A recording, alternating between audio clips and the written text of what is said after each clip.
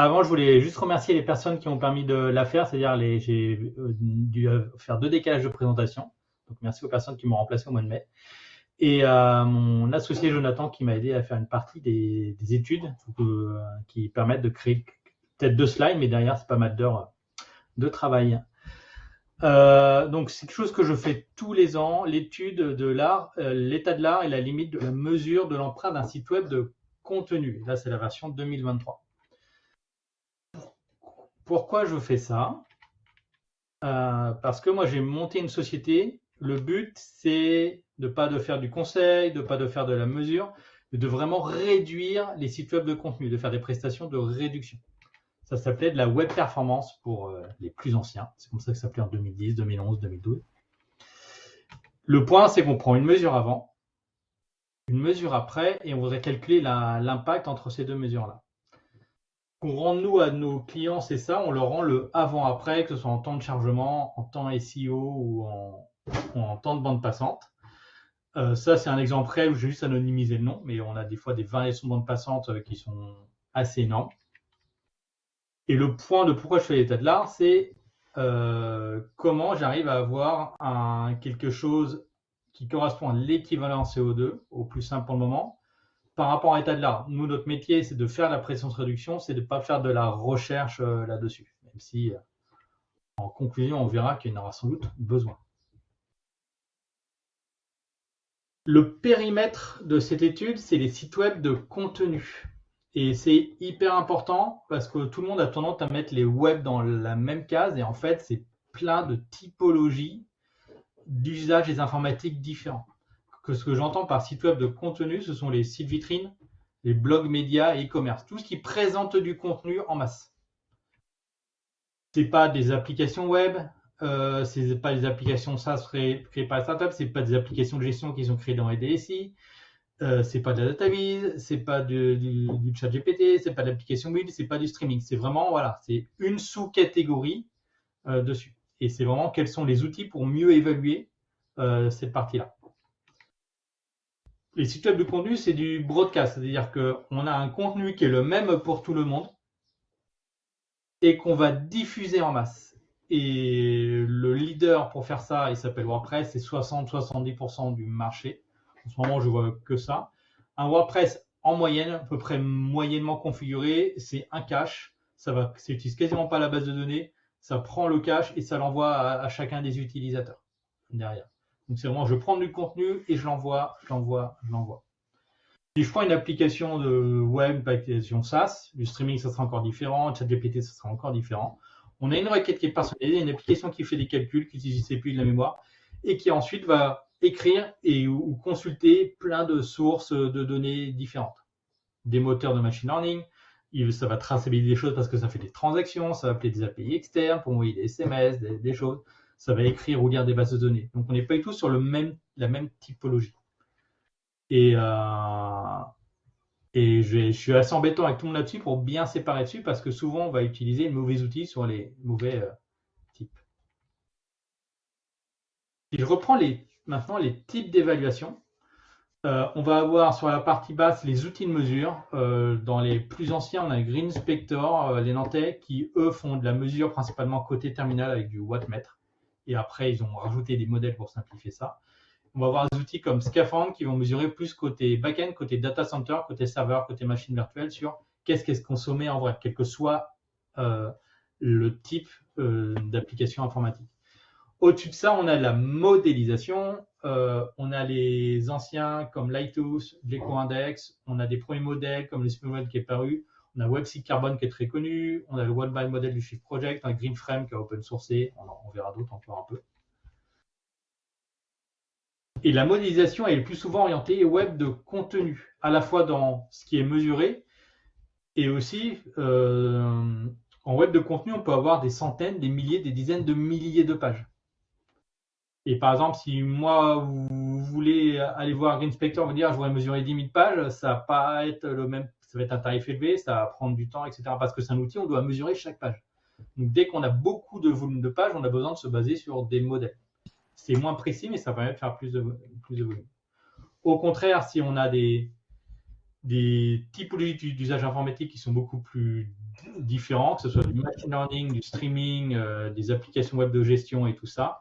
Là, on va avoir des outils de mesure qui vont permettre de mesurer vraiment dessus et on va mesurer des parcours utilisateurs. En gros, les outils de mesure vont être bien quand il faut cibler 10 pages ou 10 parcours utilisateurs, quand c'est en gros une application. Et la modélisation va être bien pour les sites de contenu de plus de 10 pages. 10 pages, parce que souvent après, c'est des gros investissements, mais voilà, à 100, 1000, etc. Je reviendrai sur ta question, Emmanuel, lors du slide. Et donc là, le périmètre de la présentation et le tableau est uniquement sur la modélisation et les sites web de contenu pour les sites web de contenu de plus de 10 pages. C'est le périmètre de ça. Parce que moi, le truc qui va le plus m'énerver, c'est quand on prend un outil et qu'on l'applique sur la mauvaise chose derrière. Et par exemple, appliquer des choses qui sont basées sur la bande passante sur des sites web de contenu, c'est pas vraiment une bonne pratique. Ou par exemple, faire du scaphandre sur quelques pages de contenu, pareil, on mesure qu'une partie du périmètre, ça n'a pas de sens. C'est vraiment le bon outil pour le bon job. Et ça, c'est une bataille globale dans l'informatique. Et donc, on va attaquer l'état de l'art, la limite de la mesure de l'empreinte d'un site web de contenu. Ce qu'on a listé pour l'étude, c'est qu'il y a des modèles ouverts, il y a des modèles fermés. Modèle ouvert, l'EcoIndex, WebBike Model, Simple Model, WebSite Carbone, la V2, la V3 qui est maintenant Sustainable Design. Et on verra que c'est juste une variante, CO2.js. Dans les modèles fermés, GreenMetrics, Frugger, GreenOcro, Digital Beacon. Le point est que CO2.js, en fait, c'est juste un wrapper du One-Byte Model et du Sustainable Web Design. Quand on appelle l'API, on choisit soit l'un, soit l'autre. Je l'ai gardé dans l'étude parce qu'il y a eu des choix de fait sur le modèle du One-Byte qui peuvent influer sur le résultat. Sur le modèle fermé, on a réussi à faire du rétro-engineering, de la régression linéaire sur GreenMetrics. Et sur les autres, j'ai fait 2-3 demandes, mais c'est non public. Donc, je mettrai 2-3 éléments, mais on en saura. Ça ne sera pas comparable. Il y a 2 points qu'on n'a pas pris en compte. Il y a GreenFrame et Ecolab. Les deux sont basés sur des modèles, mais demandent d'avoir un plan de serveur nécessaire. C'est-à-dire qu'on part de l'infrastructure.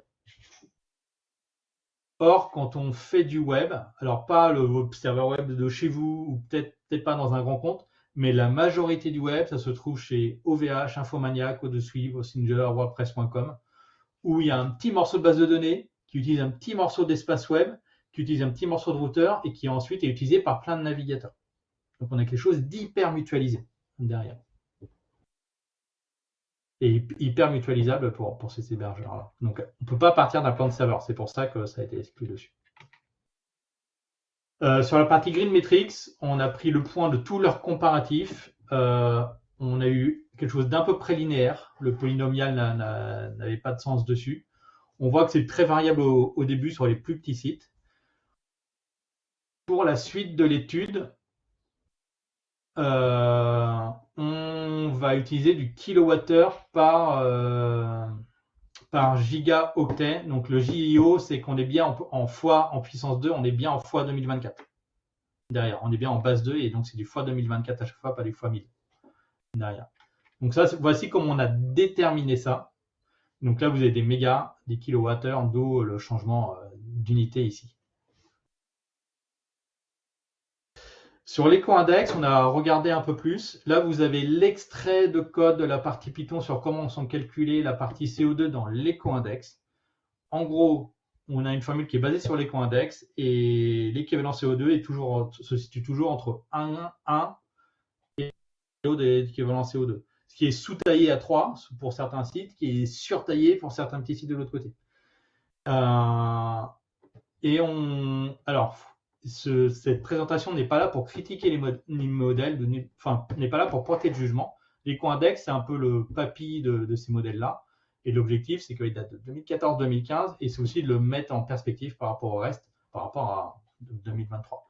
Donc, on a exclu de l'étude parce qu'on a quelque chose de pas du tout comparable par rapport aux autres en termes de modèles et même en termes de fondation de calcul. J'ai pas encore réussi à obtenir, par exemple, sur quel mix énergétique l'étude a été faite lors de l'ACB 2014-2015. Posez la question sur le moteur Rust. Un petit mot sur l'éco-index, c'est le plus connu. À chaque fois, on dit ah, c'est comme l'éco-index. Alors, nous, moi, ce que je conseille quand j'ai mes étudiants en marketing, c'est d'utiliser l'éco-index pour évaluer un thème, pas pour évaluer le contenu. Parce que si vous faites un gros article de fond avec des graphes, des images, des tableaux, chose intéressante, vous allez avoir un mauvais score. Parce qu'il n'y a pas l'utilité qui est prise en compte dessus, que ce soit l'utilité technique ou l'utilité pour la personne. Et que l'éco-index, nous, on va le conseiller davantage pour évaluer un thème. Si le thème n'est pas en A, déjà en éco-index, il y aura un problème pour la suite. Donc, si je fais là maintenant la répartition par échelle de mesure. Donc, on a des modèles qui sont basés de manière monocritère sur la bande passante. On prend une unité de kilowattheure par gigabit et on a comparé tout ça. Et là, on voit que GreenMetrics a un ratio beaucoup plus élevé que les autres, ce qui rend l'ensemble moins visible. Donc, on a fait un deuxième graphe sans GreenMetrics. Avec le WebMike model, donc ça, c'est le modèle qu'on utilise dans WebVR pour l'estimation. Et il est en mode Wi-Fi, donc le plus petit mixte possible. On a le Simple model qui était une première expérimentation 2019-2020 qui est juste après. Et ensuite, on a le CO2 en mode one byte et on verra, il fait un mix Wi-Fi, mobile et câble. Derrière le WebSeed Carbone V3 et on voit qu'il y a une division par un peu plus de 2 entre la V2 et la V3 de WebSeed Carbone. Je vais répondre tout de suite à la question de Christophe parce que oui, on a essayé de faire des tests. On n'a pas réussi à les faire fonctionner pour le moment, que ce soit sous du Windows 10 ou du Mac, du Linux ou du Mac M1. On n'a pas réussi à avoir de résultats dessus. Après, le périmètre est vraiment encore différent des autres parce qu'on est vraiment que navigateur. Donc, c'est ce qu'on espère faire pour l'année prochaine. Là, on n'y est pas arrivé.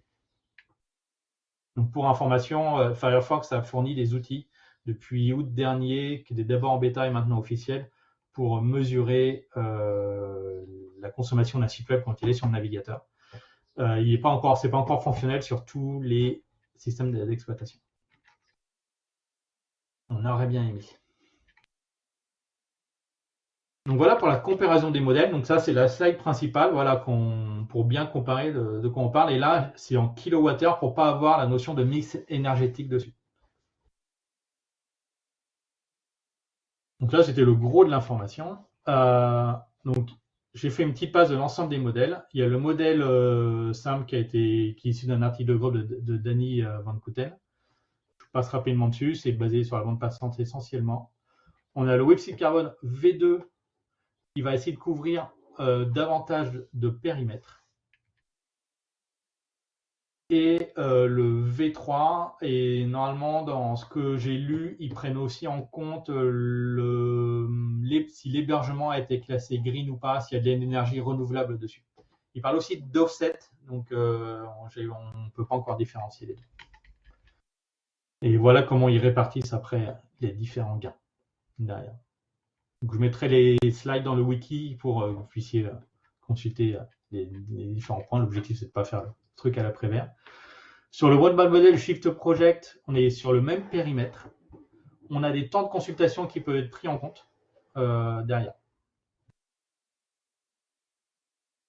Sur CO2.js, donc ça revient aux deux dernières slides. Le point est qu'ils ont fait un choix sur le nombre de bits pour le réseau, c'est-à-dire que c'est un tiers en wired en câble RJ45, un tiers en Wi-Fi et un tiers en 4G derrière.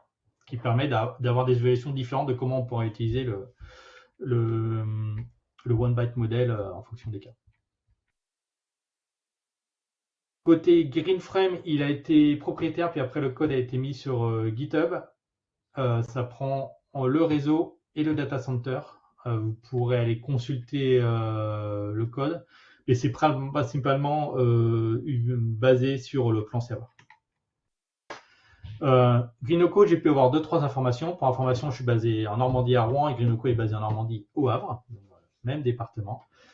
Le modèle ne sera pas rendu public.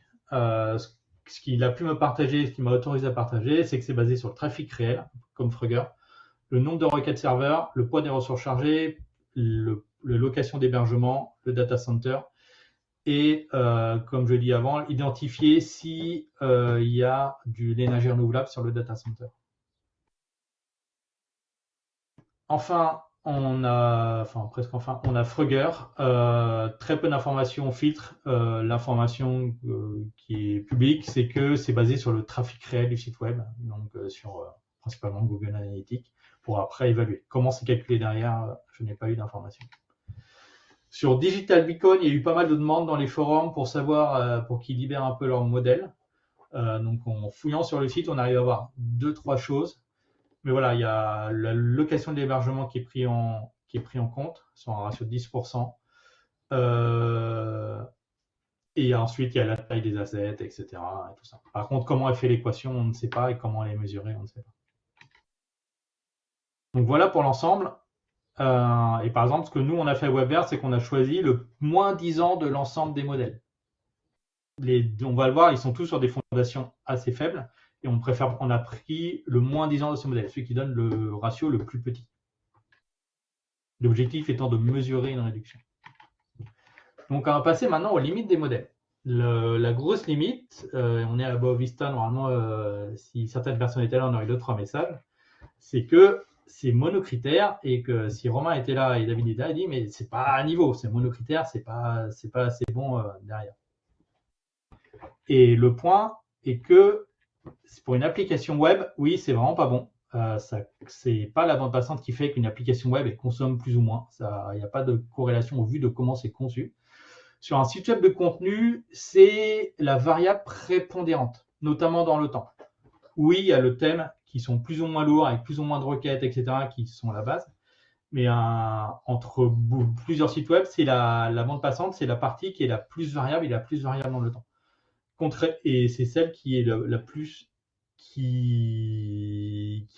reçue côté utilisateur aussi. Il n'y a pas de calcul. Et même si je prends du e-commerce, la partie calcul, c'est pas la partie la plus prépondérante, même si elle est plus prépondérante qu'un site vitrine ou qu'un blog derrière. L'autre point, c'est que ce sont des régressions linéaires, des modèles linéaires pour la plupart. Donc total de commission et total de la bande passante, on le verra. Alors qu'en réalité, dans les mutualiseurs, ils rajoutent des serveurs, ils rajoutent des switches, ils rajoutent des serveurs, ils rajoutent des switches, et ça remplit au fur et à mesure. Donc on a potentiellement quelque chose d'assez plat, puis après des montées brusques d'assez plat, montées brusques d'assez plat, montées brusques derrière. Et souvent, ce qu'on va mesurer par un outil sur du site de contenu, ça va être une petite ligne en bas derrière. Et donc ça, c'est quelque chose pour le moment que j'ai trouvé modélisé dans aucune étude, qui reste qu'une intuition. Après, les fondations sont fragiles. Si je prends l'extrait de Sustainable Web Design, c'est qu'ils prennent la consommation estimée totale de l'énergie environ à telle date, le trafic environ à telle date, qui comprend du stockage du contenu, du streaming, peut-être pas encore du chat GPT, mais plein d'applications SaaS web et tout ça, plus les trafics des DSI, et ils font une division et ils obtiennent une moyenne. Le site web de contenu étant quand même assez prépondérante hors streaming audio, ça peut faire sens, mais on est quand même sur des fondations hyper basses, sachant qu'en plus, l'utilisation d'Internet est beaucoup plus variée qu'il y a 5 ans, 10 ans, 15 ans, 20 ans. Derrière. Donc, on a une des limites, c'est que les modèles sont basés sur des fondations assez faibles. Et pour la suite, il y a vraiment une prochaine étape, moi, que j'aimerais bien déclencher. Je suis même prêt à cofinancer. C'est lancer une thèse dédiée sur du web du contenu et pouvoir discuter avec à l'INSA de Rouen, avec les personnes qui s'occupent des thèses et tout ça. On a besoin de données d'un gros mutualiseur de serveurs de contenu type OVH, Infomaniac ou de Switch. Pour information, moi, dans l'ordre, dans ce qu'on voit chez nos clients, c'est 60% d'OVH et 20-30% d'Infomaniac, un petit peu de Switch, et après du dédié un peu partout. Mais voilà, mais c'est vraiment les OVH et Infomaniac, c'est vraiment les deux gros mastodontes en Europe. Et l'idéal, ça serait de faire une thèse avec eux où on part de données globales et de données pas sur un mois, mais sur plusieurs années, s'il est possible de les remonter, pour pouvoir aller chercher des modélisations, comme on fait en mécanique des fluides, comme on fait en mécanique des matériaux et tout ça, pour pouvoir améliorer cet état de l'art. Donc voilà. Donc en conclusion, l'état de l'art a peu évolué depuis l'année dernière. Il est toujours décevant, même en le resserrant vraiment sur un périmètre assez précis. et que j'en suis toujours à la même conclusion, c'est de lancer ça et ça va être en occupation de septembre. Et c'est l'heure des questions. Merci de votre attention. Merci pour la présentation, Guillaume. Vous m'entendez? Oui. Oui, et les cigales aussi. Pardon? Et les cigales aussi, non? En arrière-plan. Ah oui, ouais, c'est ça. Oui, je suis dans un parc, je t'ai connecté avec mon téléphone tout à l'heure. C'est pour ça que j'ai pas pu réagir quand tu m'as appelé, Guillaume. Mais oui, je suis à Toulon et effectivement, ça crisse fort à côté. Dans les prochaines étapes, le modèle sur lequel on va travailler tous les deux peut être appliqué aussi peut-être avant la thèse. Je t'ai pas entendu faire le lien avec le chantier dont tu as parlé tout à l'heure, mais c'est un modèle qui peut être appliqué au site web de contenu et qui sera certes toujours imparfait, mais quand même nettement plus fin que juste la prise en compte de la bande passante. Je suis en vrai, je suis en désaccord. Parce que c'est essayer de faire un modèle qui va essayer de faire entrer trop d'objets différents dans le même et on risque d'avoir un mauvais modèle ou de deux modèles qui seraient plus intéressants. Derrière. C'est qu'une opinion de ma part. Mais je pense qu'on est vraiment sur des workloads différents et on risque de faire un modèle qui soit trop Frankenstein. C'est là que ça va être compliqué. C'est un modèle qui, dans ses objets, contient la notion de service, la notion de serveur, la notion de requête. Ensuite, tout dépend de comment on le paramétrise. Mais en tout cas, il y a la flexibilité pour permettre de prendre en compte de l'autoscaling, de la mutualisation. Ensuite, toute la question, c'est à quel point les serveurs sont sollicités.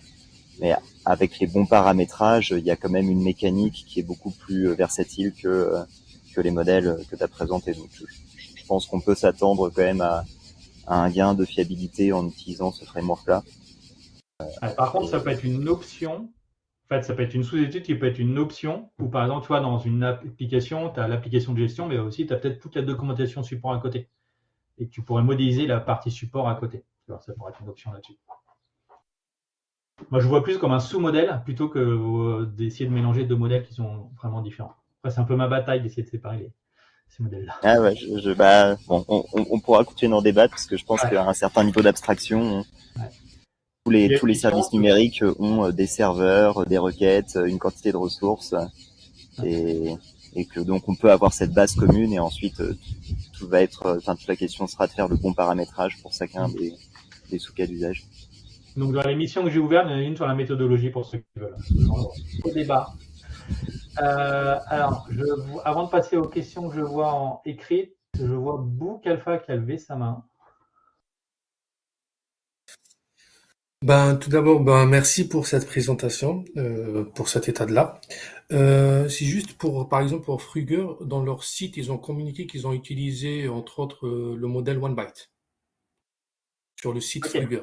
Ça marche. Donc, sur le site Fruger, ils ont, dans l'onglet solutions, ils ont mentionné qu'ils ont utilisé OneByte model de Shift Project, base Carbon ADEM et d'autres calculs, en fait.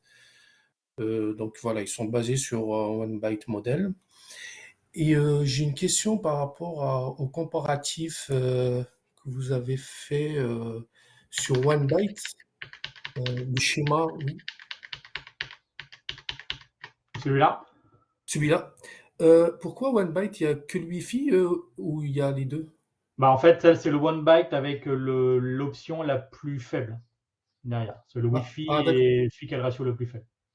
Ah, d'accord. Parce qu'ils ont considéré aussi le câble et dans leur outil Carbon Analyzer, où ils calculent en fait l'impact de la navigation et non pas l'impact du site. Il est que sur le navigateur Firefox. Sur Google Chrome, on ne peut pas l'avoir. Donc, du coup, ils ont fait une moyenne entre le Wi-Fi et le câble. Je ne sais pas ce que vous avez pu regarder ça ou pas, le Carbonara Analyzer, leur outil. Attends, excuse-moi, je suis toujours sur Fruger derrière. Ouais, oui, ok, ouais, c'est pour ça que j'ai pas pris, c'était ok, ça marche. Excuse-moi, alors tu parles Carbon Analyzer du Shift Project? C'est ça. il est sur Firefox, mais il calcule en fait l'impact de la navigation. Oui, C'est-à-dire oui. que, par exemple, et non pas sur la page. Et une petite dernière question, si je peux me permettre. C'est fait Est-ce pour. que par rapport au navigateur, est-ce que c'est un paramètre qui influe l'impact? Parce que ce que j'ai constaté, par exemple, si on utilise Firefox, sur certains sites de contenu où je suis vraiment d'accord de faire cette distinction entre contenu et autres, est-ce que le navigateur influe sur l'impact? C'est-à-dire que, par exemple, si j'utilise Firefox, j'aurai plus de requêtes si j'utilise Chromium ou les dérivés du Chromium, Vivaldi, etc. Alors, ils vont être Euh, plus ou moins rapides à traiter le DOM et le JavaScript. Après, honnêtement, pour en avoir sur le terrain, souvent la problématique, ce sont les thèmes et l'utilisation de builders sur WordPress, où la différence entre navigateur elle est epsilon par rapport à ce qu'envoie le site web, quoi. Je prends d'accord, par exemple le builder Avada sur WordPress. Si tu fais du Google PageSpeed dessus, tu es déjà sur une page de base, tu es déjà à 52 sur 100, sans rien faire. Euh, d'accord. alors qu'avec d'autres, tu es à 99, tu es à 98, 95, 87. Juste parce que les builders, donc les builders, ce sont des plugins qui permettent de faire de la PAO, de la pagination assistée par ordinateur, pour faire la mise en page beaucoup plus facilement sur les blogs et sur les sites web. Par contre, ça a un avantage, mais ça a aussi un coût derrière. Et ça, par exemple, le plus célèbre, c'est Elementor. Et Elementor, par exemple, il se prend moins 25 points en point Google. Et je pense que ça a plus d'impact quand on le mesure et on le voit que la partie navigateur. Après, la partie navigateur, il y a des nouvelles versions tout le temps. Donc, Oui. Et du coup, par exemple, pour faire un modèle, est-ce qu'il faut prendre en considération cette variante du navigateur? Par exemple, comment on puisse déterminer, par exemple, ce site, il a tant de requêtes, pas plus. c'est le concepteur, c'est pas le navigateur.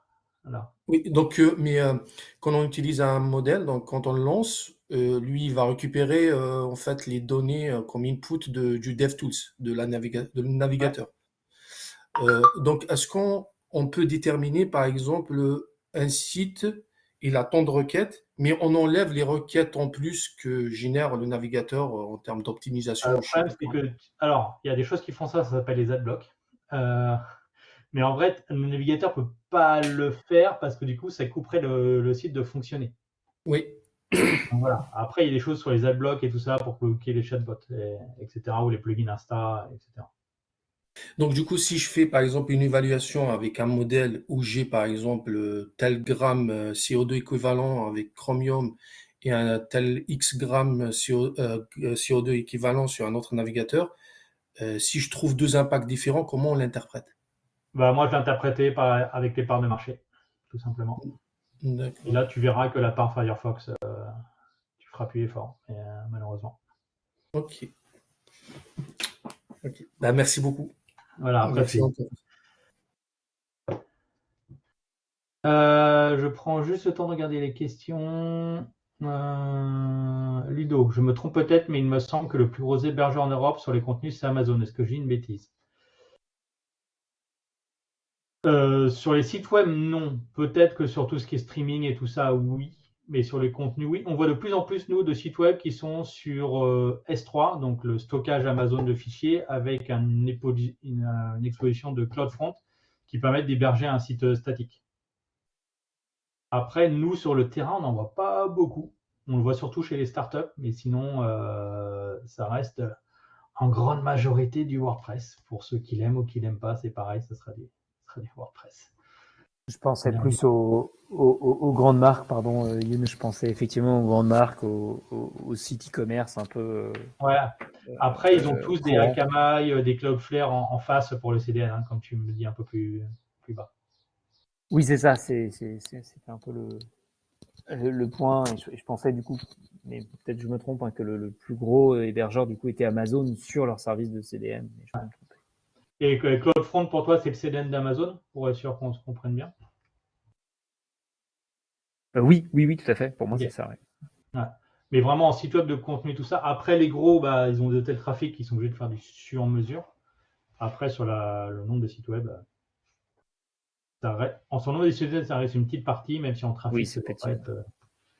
doit pas être dessus. Mais ça reste encore du WordPress en majorité, parce qu'il y a aussi des compétences sur le marché. Les gens ont beaucoup de mal à trouver des personnes. Je remonte un peu. Emmanuel Olivier Paul, quid de l'impact sur l'usage de ces offres d'évaluation? Par exemple, en constater, j'ai désactivé Condex, en avant l'alentissement d'usage, c'est toujours open, là est tous plus transparent. Ah, et Emmanuel, tu parles des plugins qui sont installés sur le navigateur? Oui, oui, tout à fait. Moi, j'avais installé le plugin EcoIndex, j'ai arrêté. Ça mangeait la performance au niveau du processeur, donc je suppose qu'après derrière ça avait un impact. C'est pas mon rôle de calculer derrière, donc j'ai tout désactivé. J'ai dit à un moment donné, en fait, de suivre, ça me pompe de l'énergie et donc de la puissance et donc ça va avoir un impact. Donc donc j'arrête. Donc je pense qu'il y a aussi dans les bonnes pratiques, c'est de ne pas le mettre en continu, c'est peut-être ça, le faire à un instant T, de comparer régulièrement. Je sais pas. C'est peut-être En vrai, c'est des outils pour les personnes qui font du design de parcours de contenu, donc ils l'activent pendant les parcours de contenu pour avoir des points de comparaison. Derrière. Après, nous, par exemple, non, j'avais utilisé pour un autre usage, ça je suis d'accord, moi parce que dans mon parcours d'utilisateur en fait, quand je vais de site web, c'est pas tout à fait effectivement là ce que tu évoques aujourd'hui. Mais je me suis du coup, dans mon parcours d'utilisateur, je me suis dit mince, ça me pompe, donc ça doit avoir une incidence. En fait, voilà mon raisonnement en fait, c'était juste ça. Après, nous, on fait jamais de mesure côté navigateur sur les postes, on le fait toujours sur des serveurs toujours à CPU RAM égal, pour avoir des mesures qui soient tout pareilles. Mais comment tu fais ça si tu as un WordPress qui est hébergé? Ah bah, Aujourd'hui, je suis dans une configuration où a... j'utilise plein de trucs qui sont hébergés en fait. Je ne peux pas te dire la configuration que j'ai à l'instant T, ça se trouve en plus elle varie dans le temps. Bah, c'est les mêmes techniques que tu as par exemple quand tu fais du test automatisé avec du Selenium et équivalent. En fait, tu vois rien toi, mais ça tourne derrière, c'est comme si c'était affiché.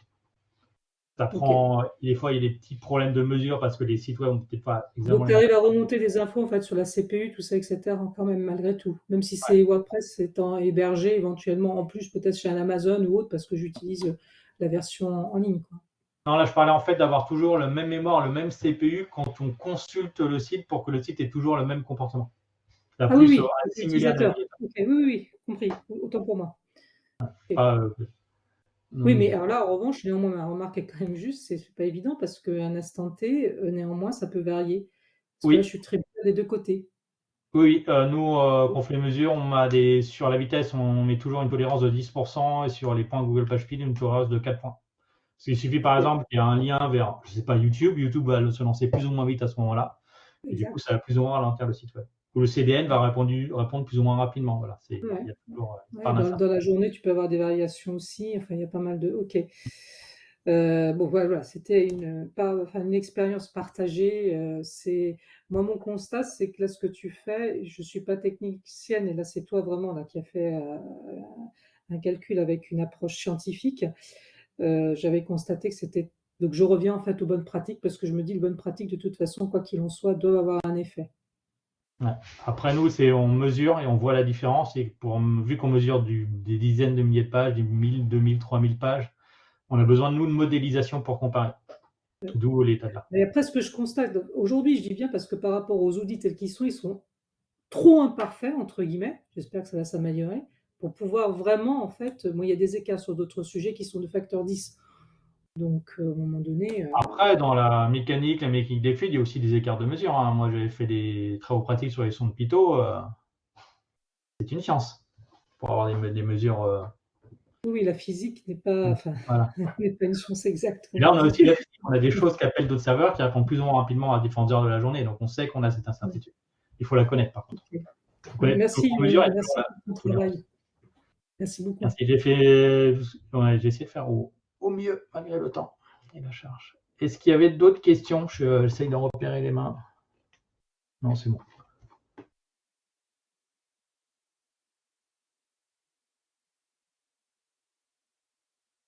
Très bien, merci Youn. Est-ce qu'il y a peut-être des questions, dernière chance pour des questions par oral, de vive voix, avant qu'on clôture? Non. Donc merci beaucoup Youn pour cette présentation. Si, pardon, je voulais poser une dernière Oui. question, excuse-moi Nicolas. Oui, n'hésite pas. Désolé, j'ai réagi un peu tard. Si demain, tu devais mesurer l'impact d'un site web, tu utiliserais quoi parmi ce qui est déjà disponible hein, Actuellement, on utilise du Lighthouse avec des plugins adaptés.